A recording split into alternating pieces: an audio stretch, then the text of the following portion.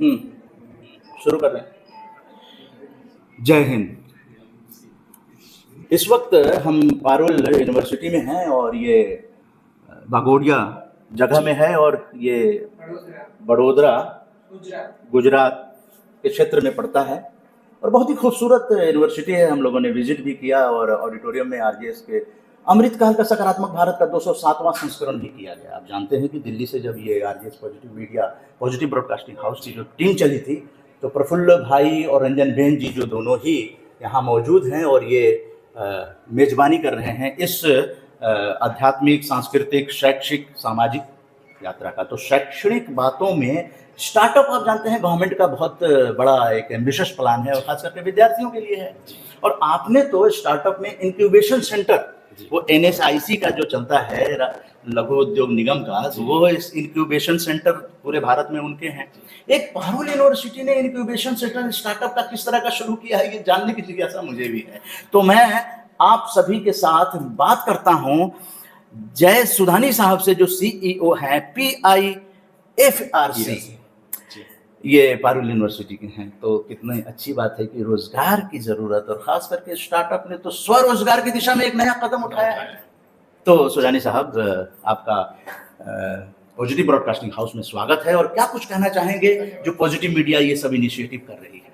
या एक चीज़ मैं बताना चाहूँगा। नमस्ते सबको। पहले तो ये पारुल यूनिवर्सिटी के अंदर 2013 की बात है, आज से 11 साल पहले डॉक्टर जयेश पटेल हमारे थे। उनका एक विजन था कि भाई कोई भी स्टूडेंट अगर रहता है और उनको अगर इनोवेटिव बिजनेस आइडिया आता है तो कोई ऐसा बंदा होना चाहिए कि जो उसके आइडिया को सुनने वाला हो एटलीस्ट। तो उस टाइम पे एंटरप्रेन्योरशिप डेवलपमेंट सेल करके एक सेल शुरू किया था। ये तब की बात है कि जब स्टार्टअप इंडिया कैंपेन देश में चालू भी नहीं हुआ था। स्टार्टअप इंडिया आया 2016 में, मोदी जी ने शुरू किया और उसके बाद में इंक्यूबेशन सेंटर का कंसेप्ट शुरू हुआ। तो 2015 में हम लोगों ने यूनिवर्सिटी मैनेजमेंट ने सोचा कि इस दिशा के अंदर हमको एक फॉर्मल स्ट्रक्चर की अब ज़रूरत है। तो 2015 में हम लोगों ने एक नॉन प्रॉफिट ऑर्गेनाइजेशन, एक सेक्शन 8 कंपनी को रजिस्टर किया जिसका नाम है Parul innovation and entrepreneurship research centre, और इसी का हम शॉर्ट फॉर्म कह रहे हैं PIERC। और मैं सहभागी हूँ आज इस दिन का कि जब मुझे मैनेजमेंट ने उस पर्टिकुलर सेक्शन 8 कंपनी का CEO के रूप में नामांकित किया हुआ है। और मेरी एक जिम्मेवारी है कि ये जो स्टूडेंट्स हैं उनकी इनोवेटिव बिजनेस आइडिया है तो वो आइडिया स्टेज पे ख़त्म ना हो जाए, मर ना जाए, और कैसे करके उसको एक रियल लाइफ में उस आइडिया को प्रोडक्ट के फॉर्म में लेके और मार्केट में लेके जाए, उस दिशा में जो अपन हमारे कदम रहते हैं, सपोर्ट सिस्टम रहता है, वो बिल्ड करें। आज देश के अंदर हम बात कर रहे हैं तो एक ग्लोबल इनोवेशन इंडेक्स होता है। वो इंडेक्स क्या कहता है कि देश के अंदर इनोवेशन का काम कितना हो रहा है उसको एक नोटिफाई करता है। 2015 में हमारा सबसे बुरा रैंक था 25, we were at 85th rank, और आज हम लोग 40वें नंबर पे हैं। इंडिया का सपना ये है कि हम लोग अगले 2-3-4 साल में टॉप 30 के अंदर आना चाहिए इनोवेशन को लेकर के। स्टार्टअप जो है वो आज देश के लिए एक रोजगार क्रिएट कर सकता है, देश के लिए आज एक रेवेन्यू बिल्ड कर सकता है, देश का GDP इंक्रीज कर सकता है, और खास करके स्टार्टअप जो है वो लोगों का माइंडसेट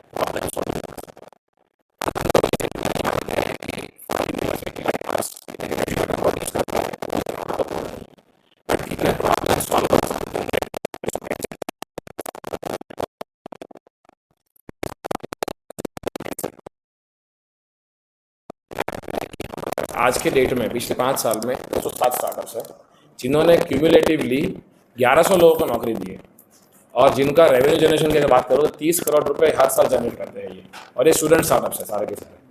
और यूनिवर्सिटी के दौरान मुझे इतना गर्व महसूस हो रहा है कि हम लोग न खाली पारुल यूनिवर्सिटी के बच्चे और एल्यूमिनी को सपोर्ट करते हैं, बट वही सपोर्ट सिस्टम बाहर के बच्चे जो पारुल के स्टूडेंट्स भी नहीं हैं या पारुल के एल्यूमिनी नहीं, तब भी सेम सपोर्ट सिस्टम उनको देते हैं। आज हमारे सेंटर के 50% से ज़्यादा बेनिफिशियरी जो है पारुल के बाहर के, आसपास ही कॉलेज के भी लोग आते हैं, इवन स्कूल ड्रॉप आउट भी अच्छे आते हैं। बट हम लोग तो एक ही चीज़ देखते हैं कि जिनको पैशन है बिजनेस करने का, स्टार्टअप करने का, उनको हम ऑनबोर्ड करते हैं। तो हम तरह तरह का सपोर्ट देते हैं। पहला हम उनको फंडिंग देते हैं आइडिया स्टेज पे, ताकि वो कुछ प्रोडक्ट बना सके, क्योंकि शुरुआत का स्टेज बहुत रिस्की होता है और रिस्की फेज में कोई पैसा लगाता नहीं है। तो हम एज यूनिवर्सिटी सरकार की मदद से एक ग्रांट कॉर्पस जनरेट किया हुआ है और वो कॉर्पस बच्चों के आइडिया पे लगाते हैं। फिर आगे जाने के बाद में हम लोग अभी इस मुद्दे पे स्टार्टअप इंडिया का जो एक initiative startup India seed fund scheme, तो हमें भी 3 करोड़ का सैंक्शन हुआ है, तो हम उस फंड्स को भी स्टार्टअप की ग्रोथ की जर्नी में यूज करते हैं। आज हम लोग एक प्लेटफॉर्म, आज सब आप लोग आए हैं, आपने देखा होगा वडोदरा स्टार्टअप फेस्टिवल, उसका एक पर्पज ये था कि आज हम इस 3 दिन की जो इवेंट है उसमें हम लोग 50 इन्वेस्टर को बुलाए हैं, 70 स्पीकर्स को बुलाया है, 3 यूनिकॉर्न स्टार्टअप्स आ रहे हैं, फिर 10 बड़ी बड़ी कंपनीज के ऑनर्स आ रहे हैं, 250 स्टार्टअप्स आ रहे हैं। अब ये माहौल बच्चों को देने का पर्पज यही था कि उनके दिमाग में एक कल्चर बिल्ड होगी, भाई हम लोग यंगस्टर्स जो है वो इस दिशा में काम कर सकते हैं। और आज हम लोगों के स्टार्टअप्स के अंदर फंडिंग का भी, प्राइवेट फंडिंग का भी चल रहा है। तो आज सुबह ही एक गुड न्यूज है हम लोगों के, हमारे एक स्टार्टअप 3 महीने पहले 0 पे था, 3 महीने के अंदर उसका स्टार्टअप का वैल्यूएशन 80 लाख गया और आज इन्वेस्टर ने 20 लाख रुपए फंड किया उसके स्टार्टअप के अंदर। और आज हमने स्टार्टअप का एक्सपो भी किया हुआ है। और हम ये मानते हैं कि ये जो इनिशिएटिव पार्ले यूनिवर्सिटी का रहा है, आज से हमारा ऑब्जेक्टिव ये है कि 4-5 साल बाद कोई भी बच्चा अगर एकेडमिक इंस्टीट्यूशन में एडमिशन लेगा ना, तो आज क्या होता है कि लोग पूछते हैं कि आपके यहाँ प्लेसमेंट कैसे होते हैं, कौन सी कंपनी में नौकरी मिल रही है, वो देख के बच्चे एडमिशन लेते हैं। बट 5-7 साल बाद सीनारियो बदलने वाला है। लोग ये सोचेंगे कि आपके यहाँ से स्टार्टअप्स कितने निकले हैं, कौन से स्केल में पहुंचे हैं।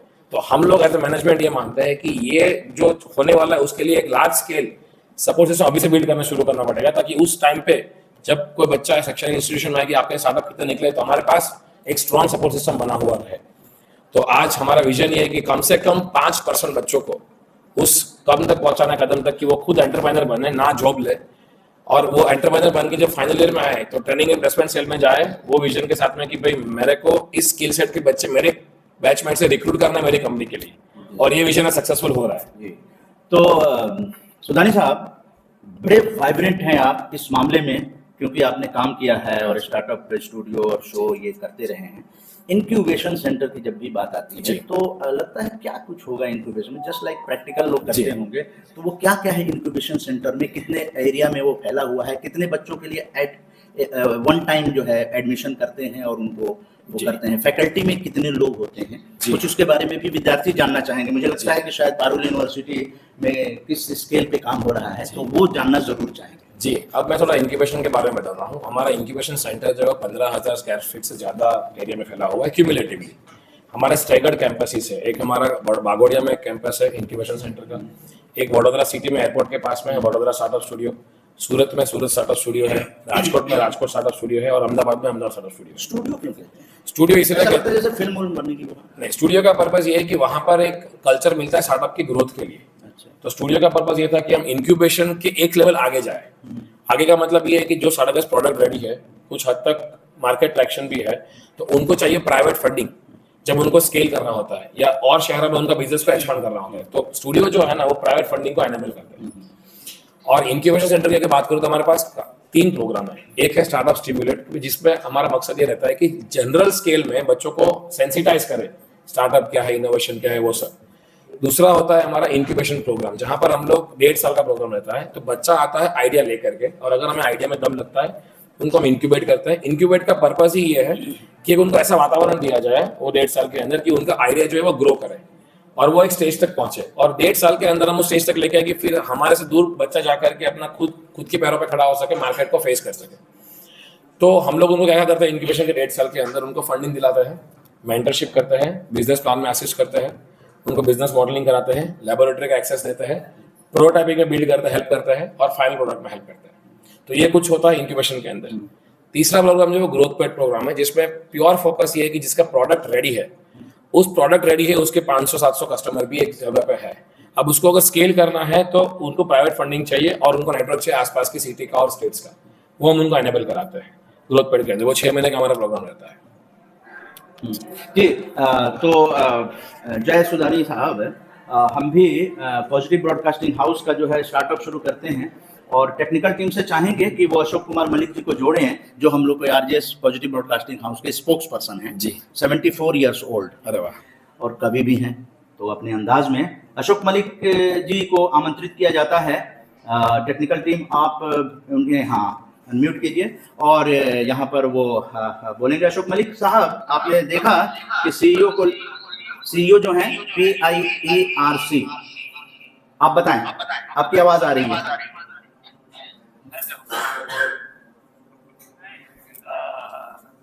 What we have heard from him gives us hope that here at Parul University, which is perhaps among the youngest,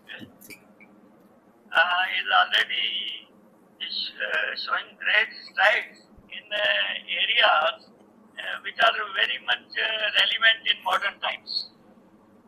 because this startups are increasingly relevant, and the innovative potential that was asleep earlier, here or elsewhere in the world, this is being awakened.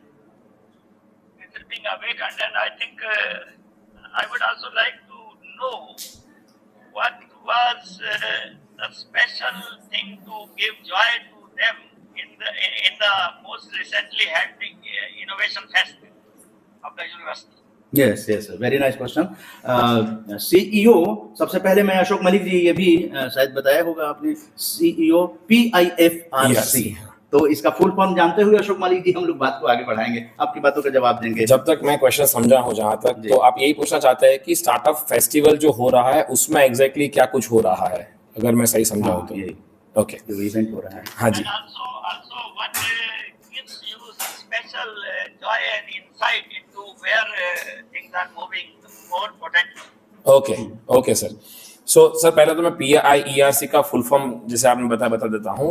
PIERC जो है वो एक section 8 company है जिसका नाम है Parul innovation and entrepreneurship research centre.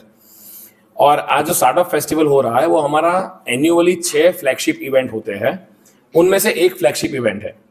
अब आजकल के यंगस्टर्स को अगर आपको कुछ भी सिखाना है तो हमने ये महसूस किया है कि उनको एक माहौल त्योहार बनाना पड़ता है। तो हम एक इवेंट करते हैं वडोदरा टॉयकाथॉन, जिसमें पर्पस ये रहता है कि आज टॉय इंडस्ट्री में चाइनीज टॉय का मैक्सिमम पेनिट्रेशन है इंडिया के अंदर, तो कैसे करके हमारे यंगस्टर्स को जोड़ा जाए कि how to build innovative toy ideas that represents Indian culture, Indian heritage, Indian ethos, Indian values. तो वो हम करते हैं। फिर हम लोग करते हैं वडोदरा किडोवेशन फेस्टिवल, वो स्कूल के अंदर करते हैं कि स्कूल के बच्चों को कैसे इनोवेशन का सीड अंदर इनकलकेट किया जाए उनके ब्रेनस्टॉर्म में। थर्ड करते हैं वुमेन स्टार्टअप मीट। हम लोग एक करते हैं Vadodara health care innovation festival. ऐसे ही हमारा एक है आज वडोदरा स्टार्टअप फेस्टिवल। अब आज का फेस्टिवल इतना इंपॉर्टेंट इसीलिए है क्योंकि हमने शुरू किया 4 साल पहले, आज ये 4th एडिशन है। जब शुरू किया तब ऑनेस्टली बताऊं तो हमें किसी को भी नहीं पता था कि स्टार्टअप फेस्टिवल होता क्या है। हमारे प्रेसिडेंट साहब ने बोला कि हमें करना है स्टार्टअप फेस्टिवल। पहली बार हम लोग गूगल कर रहे थे कि भाई स्टार्टअप फेस्टिवल में कंटेंट क्या होता है। हमने 2019 में तो ये सोचा था कि टेक फेस्टिवल ऑर्गेनाइज किए थे, या कल्चरल फेस्टिवल क्या होता है पता था, स्पोर्ट फेस्टिवल क्या होता है पता था, बट स्टार्टअप फेस्टिवल क्या होता है किसी को पता नहीं था हम लोगों के अंदर। तो हमने गूगल किया, हमने ये पाया कि IIT बॉम्बे कुछ एंटरप्रेन्योरशिप समिट करता है, हमने ये पाया कि IIT खड़गपुर कुछ ईसेल का एंटरप्रेन्योरशिप डे करता है, हमने टेक्स पार्क की इवेंट देखी योर स्टोरी का, फिर टाइकून की इवेंट देखी, tycoon Mumbai, tycoon Vadodara. But हम लोग ने ये चीज महसूस किया कि इसके अंदर कुछ ऐसे कंटेंट होते हैं जो अलग अलग स्टार्टअप्स को बुलाते हैं, इन्वेस्टर्स को बुलाते हैं, स्पीकर्स को बुलाते हैं, पैनल डिस्कशन करते हैं, इंटरेक्शन करते हैं, टॉक करते हैं, एग्जीबिशन करते हैं। तो वहां से शुरू किया। तो हमने एक डिवाइस किया, हमने नाम रखा वडोदरा। वडोदरा का नाम इसलिए दिया ताकि हम लोग चाहते थे कि हम लोग ऑनरशिप जो इवेंट का है एक्सटर्नल स्टेक होल्डर को देना चाहते थे कि बाहर के लोग आए, क्योंकि स्टार्टअप ऐसा एक चीज है कि आप कैंपस में रहते अकेला नहीं कर सकते, आपको बाहर इकोसिस्टम की जरूरत पड़ती है, चाहे वो गवर्नमेंट ऑर्गेनाइजेशन है, चाहे वो प्राइवेट इंडस्ट्रीज है, चाहे वो प्राइवेट इंडस्ट्री एसोसिएशन है। तो हम लोगों ने जब शुरू किया तो ये माइंडसेट में था कि हम लोग कुछ भी करें इस इवेंट के अंदर, एक चीज बहुत क्लियर है कि सबके लिए कुछ ना कुछ हो। अब सबके लिए मतलब कौन? तो एक तो है स्टूडेंट, विद्यार्थी जिसको कुछ नहीं पता है कि स्टार्टअप क्या होता है, उनके लिए भी कुछ हो इवेंट के अंदर। दूसरा कि ऐसा एक विद्यार्थी जिनको कुछ आइडिया दिमाग में है बट आगे कुछ काम नहीं किया, तो उनके लिए भी कुछ इवेंट के अंदर हो। फिर ऐसा एक विद्यार्थी जिनके लिए कुछ प्रोटोटाइप बनाया है, कुछ प्रोजेक्ट बनाया है बट उसको कमर्शियल कैसे किया पता नहीं है, तो उनके लिए भी कुछ इवेंट के अंदर हो। फिर ऐसा एक विद्यार्थी जिसने प्रोडक्ट बना दिया है, 5-7 कस्टमर भी उसके हैं, उसके लिए भी कुछ हो। और एक ऐसा विद्यार्थी जिसने प्रॉपर स्टार्टअप बिल्ड किया है, 1000 कस्टमर है, फाइनेंशियली अच्छे ऑपरेट कर रहा है, उसके लिए भी कुछ हो। तो ये दिमाग में रखते हुए, ये टारगेट ऑडियंस को दिमाग में रखते हुए हमने 10 अलग अलग इवेंट को प्लान किया है, डिजाइन किया है। तो इवेंट के मैं अगर नाम बताऊं तो पहला हमारा इवेंट है सिग्नेचर टॉक, जिसके अंदर हमारे बड़ी बड़ी कंपनीज के जो ऑनर्स है, जो स्टार्टअप इनोवेशन के अंदर को सपोर्ट करते हैं, जैसे हमारे सुमित काबरा जी आ रहा है, RR ग्लोबल के डायरेक्टर, फिर गूगल इंडिया से रिप्रेजेंटेटिव आ रहे हैं, अमेजोन से रिप्रेजेंटेटिव आ रहे हैं। तो ये लोग ऐसे 3 यूनिकॉर्न के फाउंडर्स आ रहे हैं। अब इन लोगों का एक्सेस डायरेक्ट बच्चों को या अर्ली स्टार्टअप्स को है नहीं, बट अब इवेंट के चलते क्या कर रहे हैं कि उनको मिला रहे हैं प्लेटफॉर्म के ऊपर। सेकंड हम लोग कर रहे हैं स्टार्टअप निवेश, जहां पर हमने इन्वेस्टर्स को बुलाया है और स्टार्टअप्स को हम लोगों ने कनेक्ट कराया है निवेश के थ्रू। और ऐसे बहुत सी इवेंट्स हैं। बहुत सारे इवेंट्स हैं और ये कितने सालों से हो रहा है? ये चौथा साल है। चौथा साल है और इतने स्टार्टअप को लेकर जो स्वरोजगार की दिशा में ज़रूरत है इस देश का, और भारत सरकार तो इसे बहुत ही प्रमोट कर रही है। तो पारुल यूनिवर्सिटी को बहुत बहुत बधाई कि आपके सकारात्मक सोच और खास करके आपके जो प्रेसिडेंट हैं डॉक्टर देवांशु पटेल साहब, जिन्होंने इस तरह के इवेंट को इतने बड़े पैमाने पे कितने दिनों तक का है, 26 से लेकर 3 दिन 26 से 28 फरवरी 2024 तो निश्चित रूप से विन विन सिचुएशन है आपके लिए भी और स्टूडेंट के लिए भी। और वो सारी जानकारी दी गई कि स्टूडेंट जो है इस वो इंक्यूबेशन सेंटर में कैसे आए, कैसे रोजगार पाएं। तो देश को विकसित भारत की ओर बढ़ाने के लिए कुछ सकारात्मक पत्रकारिता का भी योगदान होता है। तो सकारात्मक पत्रकारिता लेकर आरजेएस पॉजिटिव ब्रॉडकास्टिंग हाउस की टीम जो है वो यहाँ पर मौजूद भी है और ऑनलाइन ये स्टार्टअप है पॉजिटिव ब्रॉडकास्टिंग हाउस नई दिल्ली का, कि जहाँ पर आरजेएस पीबीएच के स्पोक्स पर्सन जुड़े अशोक कुमार मलिक जी, और जिस कार्यक्रम को होस्ट कर रहे हैं, जो जिस कार्यक्रम के मेजबान हैं वो प्रफुल्ल सेठ जी हैं, रंजन बेन जी हैं। 85 ईयर्स ओल्ड व्यक्ति सकारात्मक भारत उदय आंदोलन को अगर इन ऊंचाइयों तक पहुंचा सकते हैं तो निश्चित रूप से भारत का एक इतिहास जो है वो लिखा जाएगा। और भारत का इतिहास अगर पारुल यूनिवर्सिटी के साथ लिखा जाए तो कितना बड़ा होगा, क्योंकि आपके यहाँ मैंने सुना है कि 55,000 स्टूडेंट्स हैं, 3,000 तो आपके रेजिडेंशियल, 20,000 रेजिडेंशियल हॉस्टल में रहते हैं। तो इतना बड़ा क्यों कहा जाता है वाइब्रेंट गुजरात? शायद मुझे लगता है मुझे भी पॉजिटिव एनर्जी आ रही है और सकारात्मक भारत उदय आंदोलन और कितने बेहतर तरीके से जुड़ सकता है ये तो निर्भर करता है डॉक्टर देवांशु पटेल जी पर। सरदार पटेल को तो नमन करके ये यात्रा शुरू हुई है। हम लोग यूनिटी स्टैच्यू ऑफ यूनिटी पर नमन करके इस यात्रा को गुजरात पहुंचने के बाद शुरू की है और साबरमती जाकर गांधी जी के चरणों में, जहां 12 साल गांधी जी रहे थे, वहां उसके डायरेक्टर योगेश पांड्या जी के साथ मिलकर इंटरेक्शन करके और इस यात्रा का समापन 3 मार्च को करके 4 मार्च को भारत की राजधानी दिल्ली में RJS positive broadcasting house family की सिटीजन्स जर्नलिस्ट ये भी हैं, बाकी तो अलग अलग चैनलों के लोग हैं, बहुत सारे लोग हैं। और एक दिन भारत ही नहीं पूरी दुनिया सकारात्मक बनेगा, सकारात्मक पत्रकारिता विकसित भारत का आधार बने, यही कोशिश करते हुए पारुल यूनिवर्सिटी में आरजेएस पॉजिटिव ब्रॉडकास्टिंग हाउस के कदम पड़े और विन विन का सिचुएशन है। सकारात्मक पत्रकारिता को एक आधार मिला पारुल यूनिवर्सिटी में, जहाँ की डॉक्यूमेंट्री दिखाई गई जो 9 साल हो रहे हैं, 10वें साल में 24 जुलाई को प्रवेश करने जा रहे हैं। तो आप सोचिए 1 दशक तक सकारात्मक भारत उदय आंदोलन को इस एनर्जी के साथ पहुंचाया गया। और स्टार्टअप आरजेएस का भी है, मिलजुल कर काम करें, देश को विकसित बनाए और भारत सरकार सोचे कि सकारात्मक विकसित भारत का आधार सकारात्मक पत्रकारिता भी बन सकते हैं। आपका स्वागत होना चाहिए और स्वागत करने के लिए इस कार्यक्रम के जो ये यात्रा हो रही है 10 दिनों की, उसके मेजबान जो हम लोगों के बीच में है प्रफुल्ल भाई, मैं चाहूंगा कि आप स्वागत करें। इतने एनर्जेटिक, इतने युवा, भारत के विकसित भारत को आधार देने वाले, रोजगार देने वाले हमारे जय सुदानी साहब का स्वागत किया जाए ग्रैंड तालियों के साथ। और ये तिरंगा भी निश्चित रूप से प्रदान किया जाए, जिससे कि इसकी रक्षा करने की जिम्मेदारी जय सुदानी साहब की भी।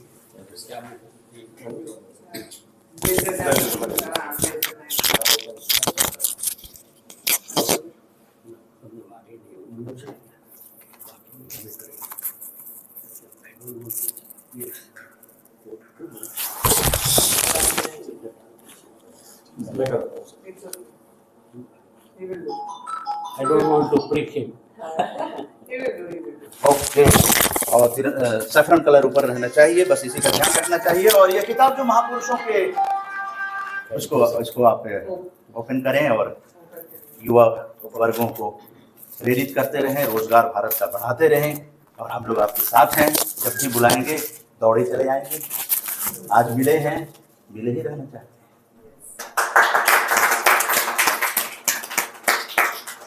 और ये भी रख लीजिए, ये आपके पास रहेगा, तो कभी भी किसी भी समय any time anywhere in the world आप ज्वाइन कर सकते हैं। जय हिंद। हम लोगों का हर रविवार वेबिनार होता है, क्यों नहीं स्टार्टअप पे एक वेबिनार कर लिया जाए। पारुल यूनिवर्सिटी साथ है, मेरा प्रश्न भी तैयार है। प्रश्न भी तैयार है। Nationwide to worldwide का सपना जो है प्रफुल्ल भाई ने देखा है, कल भविष्यवाणी कर दी है कि nationwide to worldwide जो है ये होने जा रहा है, यानी हम लोगों की यात्रा होने जा रही है। जय हिंद, जय दोस्तों, एनर्जी के साथ जिए क्योंकि आप भारत में रहते हैं, आप गुजरात की धरती के आवाज को सुन रहे हैं, आपके अंदर वाइब्रेंसी आनी चाहिए। जय जय जय